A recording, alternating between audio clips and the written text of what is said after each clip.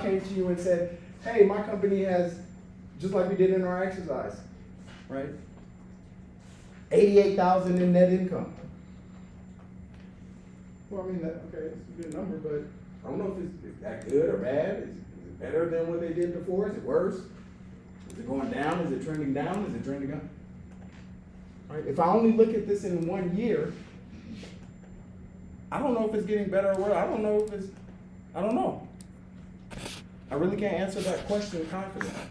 But now if I'm looking over time, which is why I said, hey, in practice, we usually use the last 3 to 5 years. In the exercise, I'm only asking you to look at the last 3. Because that's how we have to derive, we have to have some benchmark that we're comparing it to. Right? And what they call that in statistics is what? What type of analysis is that called in stats?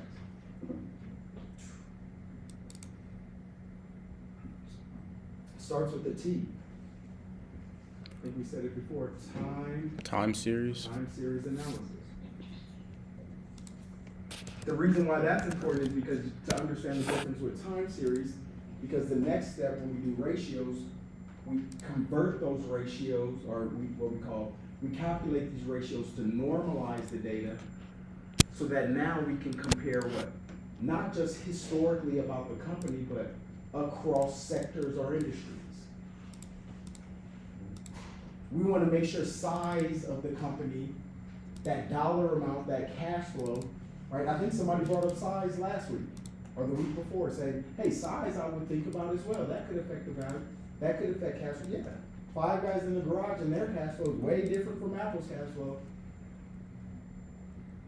So in order for me to normalize the data where that size of the cash flow is not influencing my decision, this is exactly what she said, Sydney.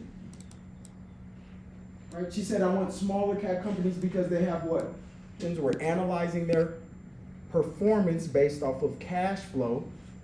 When we have in personal finance, we're analyzing our personal performance using what? Cash flow. Right? In the personal finance balance sheet, it may be, for example, this is the husband and wife, Jen and John Smith. They're married, they're in their mid-30s, have no children. And it says it's what? Similar to a corporate balance sheet. Right? You look at your assets, medical bills, right? Other current liabilities, so short term, and then you can see the longer term. Real estate mortgage. Well, how long is a real estate mortgage? 15, 30 years. Long term. Auto loans. Oh, that's how you finance that car. How much? The car was $34,000 for the car. You finance 14, so you use what? Some debt and some equity. Right? Put a down payment or whatever it was. I keep saying everything in finance is debt and equity. That's what the balance sheet tells us. Hey, these are the assets or the operations of the company. How do you finance those? Education loan. Oh, that's how you pay for school. Debt. Personal loan. Furniture. Oh, that's how you furnish that house you got. Oh, okay, I got it. Long-term liability. So again, when we have a short and long-term liabilities, what is the other side of that? The equity.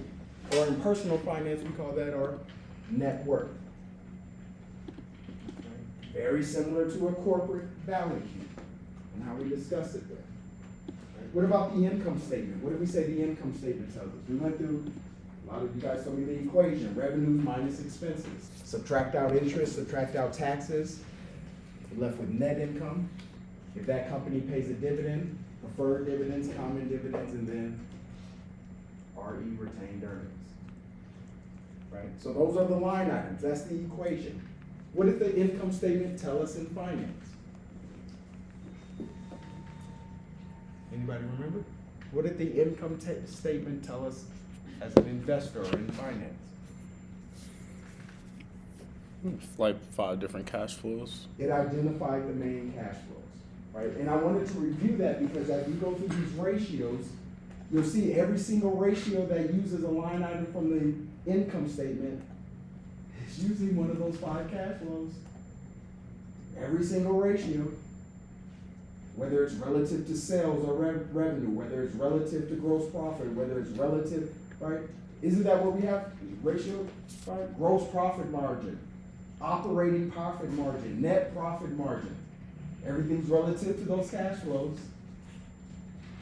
Last time you guys told me nobody ever seen cost of goods sold margin. Anybody heard of that? I've never heard of it. Accountant, have you ever heard of it? I haven't heard of that. It's analyzing the cash flow and what impacts, what are the risk factors to it, what's affecting cash flow, thereby affecting valuation in the long term. Right? So we went through that. Again, personal finance has also an income statement. Look at their personal finance income statement. This is the same thing, Jan and John, right? 91,000 in salary. That's crazy. Interest Received, dividends received. So that's the income they have, or the revenue or sales, subtracting out all their expenses. Right? Now in here, in their homes, we talked about personal I'm gonna finance. walk over there and Do you check. see depreciation up there? Again, very important for business students to understand how that management of cash